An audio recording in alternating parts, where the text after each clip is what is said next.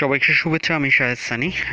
কেমন আছেন সবাই? ভালো থাকুন, সুস্থ থাকুন, সেই শুভকামনায় শুরু করতে যাচ্ছে আজকের ভিডিও। তার আগে আপনাদের যে জিনিসটা বলে দিই, আমাদের ইউটিউব চ্যানেলটি সাবস্ক্রাইব করতে ভুলবেন না। সেজন্য আপনাকে ইউটিউবে যেয়ে লিখতে হবে SahedTube একসাথে।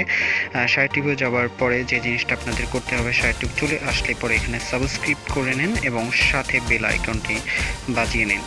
এতে করে হবে যে জিনিসটা, আমার পরবর্তী ভিডিওগুলো আপনারা সবসময় আপডেট পেয়ে যাবেন। তো শুরু করতে যাচ্ছি আজকের ভিডিও।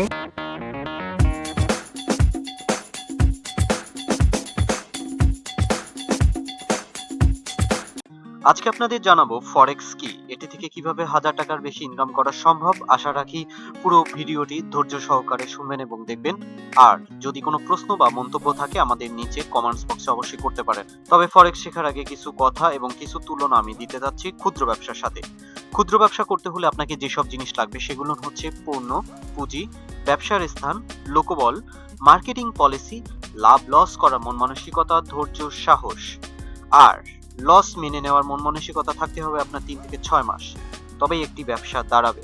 আর অপোজিট সাইডে আপনি যদি ফরেক্স এর সাথে তুলনা করি, ফরেক্স এর জন্য যা যা লাগবে: পুঁজি, নিজস্ব রুম, ইন্টারনেট সংযুক্ত কম্পিউটার, মোবাইল, বিভিন্ন দেশের কারেন্সি সম্পর্কে জ্ঞান, এবং আপনি যে পেয়ারে আপনি ট্রেড করবেন সেই পেয়ার সম্পর্কে প্রতিদিন, সাপ্তাহিক, মাসিক বা ভবিষ্যতে অর্থনৈতিক অবস্থা কোন দিকে যাচ্ছে সেই সম্পর্কে সুষ্ঠু জ্ঞান থাকা এবং ধারণা থাকা। ধৈর্য, সময় এবং পর্যালোচনা থাকতে হবে। বেশি লোভ করা যাবে না, লোভটাকে কন্ট্রোল করতে হবে। লস স্বীকার করার মন মানসিকতা থাকতে হবে, তবেই আপনি ফরেক্স করতে পারেন। ফরেক্সের সাথে ব্যবসা তুলনা করলাম এই কারণে যে ফরেক্সেও আপনাকে বিনিয়োগ করতে হয় এবং ব্যবসাতেও বিনিয়োগ করতে হয়। ব্যবসার ক্ষেত্রে আপনি বিনিয়োগ করার পর আপনি বাৎসরিক বা মাসিক একটা হিসাব কষলে পরে আপনার কত টাকা লাভ হলো, লোকসান হলো আপনি বুঝতে পারেন। সেম ফরেক্সের ক্ষেত্রেও সেই জিনিসটা একই। ফরেক্সেও যখন আপনি কোনো বিনিয়োগ করতেছেন, সেই বিনিয়োগ আপনি মাস শেষে বা বছর শেষে আপনাকে অ্যানালাইসিস করে দেখতে হবে আপনি লভ্যাংশে আছেন নাকি লসে আছেন। তো এখন জানি ফরেক্স কি। ফরেক্সটা সম্পর্কে এখন আমি ডিটেলসে জানাবো। ফরেক্স হলো ফরেন এক্সচেঞ্জ, সোজা কথায় কারেন্সি কেনা বেচা। যেমন হচ্ছে আপনি ডলার কিনলেন টাকা দিয়ে, টাকার অবর্তমানে টাকার মান যখন বেড়ে যাচ্ছে, ডলারের মান যখন বেড়ে যাচ্ছে তখন টাকা ছেড়ে দিলে পরে আপনার কিছু লাভ হচ্ছে। এইভাবে ধরুন আপনি $1 বাই করলেন 75 টাকা দিয়ে, পরে আপনি এটাকে ছেড়ে দিলেন 85 টাকা যখন হলো তখন আপনার লাভ হলো কত? 10 টাকা। এখানে পেয়ার হচ্ছে ডলার এবং টাকা। বিস্তারিত এটি সম্পর্কে আমি বিস্তারিত আপনাদের অন্য অন্য ভিডিওতে দেখাবো। তো আমি জাস্ট ধারণা দিলাম ফরেক্সটা আসলে মূলত কি। আর ফরেক্স হলো পৃথিবীর সর্ববৃহৎ মার্কেট। এখানে প্রতিদিন $4 ট্রিলিয়ন অধিক লেনদেন হয়। 1 ট্রিলিয়ন সমান হচ্ছে 1000 বিলিয়ন। পৃথিবীর সবগুলো শেয়ার মার্কেট মিলেও প্রতিদিন এই লেনদেন হয় না। নিউ ইয়র্ক স্টক এক্সচেঞ্জে একদিনে গড়ে লেনদেন $30 বিলিয়ন মতন। যেহেতু মার্কেটটি ফরেক্স মার্কেটের কথাই বলছি, এত বড়, সেহেতু এখানে কোনো ব্যক্তি, প্রতিষ্ঠান, এমনকি কোনো রাষ্ট্র এককভাবে এটিকে নিয়ন্ত্রণ করতে পারে না। ফরেক্স থেকে আপনি কেমন লাভ করতে পারেন? আসলে আমরা কোনো ব্যবসায় নামতে গেলে প্রথমেই চিন্তা করি যে এই ব্যবসা থেকে কত লাভ করব, তারপরে হচ্ছে নামি। হ্যাঁ, সেই ক্ষেত্রেও ফরেক্সেও যখন করতে যাব তখন এই কথাটা মাথায় চলে আসে যে ফরেক্স থেকে আমরা কেমন লাভ করতে পারি।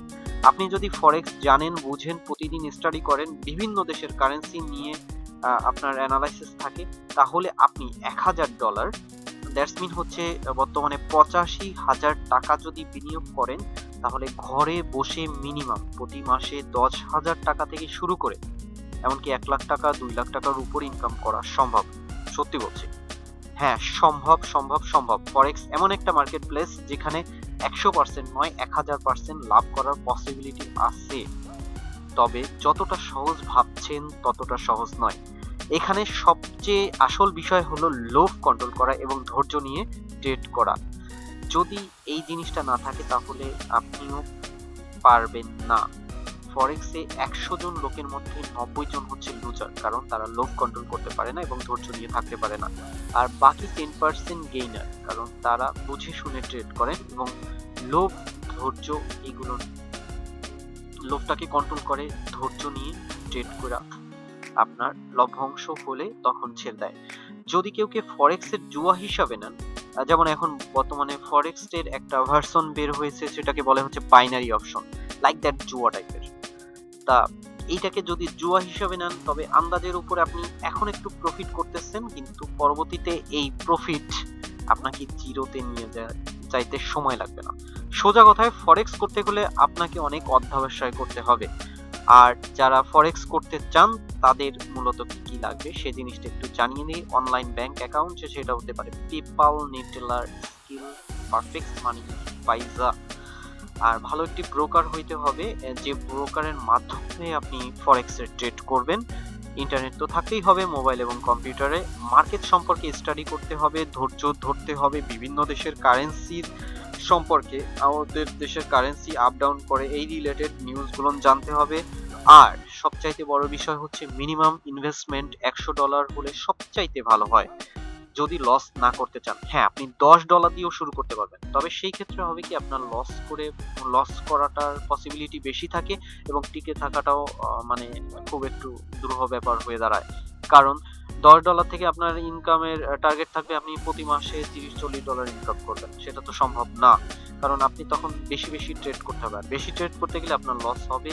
এবং মাঝে মধ্যে ট্রেডের এমন অবস্থা হয় যে অন্যদিকে আপনি সেল দিলেন, বাইরের দিকে চলে গেল, তখন কিন্তু আপনার এই $10 চাইতে সময় লাগবে না। সেই ক্ষেত্রে $100 মিনিমাম ইনভেস্ট করলে আপনার লাভ করার পসিবিলিটি বেড়ে যায়।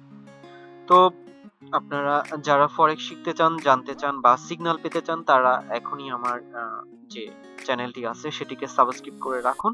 আমি পরবর্তী ভিডিওগুলোতে দেখাবো কিভাবে অ্যাকাউন্ট খুলবেন, সেটা হচ্ছে অনলাইন ব্যাংক, যেটিতে আপনি টাকা ঢুকায় ব্রোকারে ইন করবেন সেটা, আর ব্রোকারে কিভাবে অ্যাকাউন্ট খুলবেন সেগুলো, কিভাবে ভেরিফাই করবেন, একেবারে A to Z আমি দেখাবো। আর সবাই ভালো থাকবেন, সুস্থ থাকবেন। তো আপনাদের কোনো কিছু জানার বোঝার থাকলে আমার ভিডিওর নিচে কমেন্টস বক্সে নিজের মতামত জানান। যদি আমার কোনো বিষয় না জানাও থাকে, সেই ক্ষেত্রে আমি জেনে জানানোর চেষ্টা করব। কোনো কিছু যদি ভুল ভ্রান্তি হয় আপনারা অবশ্যই আমাকে নক করবেন, সেই জিনিসটা আমি নিজেও নিজেকে সংশোধন করার চেষ্টা করব। আর যারা এখনো সাবস্ক্রাইব করেননি অবশ্যই সাবস্ক্রাইব করে আমার চ্যানেলের সঙ্গে থাকুন। ভিডিওটি ভালো লাগলে লাইক শেয়ার করতে ভুলবেন না। সবাই ভালো থাকুন, সুস্থ থাকুন, এই শুভকামনায় আল্লাহ হাফেজ।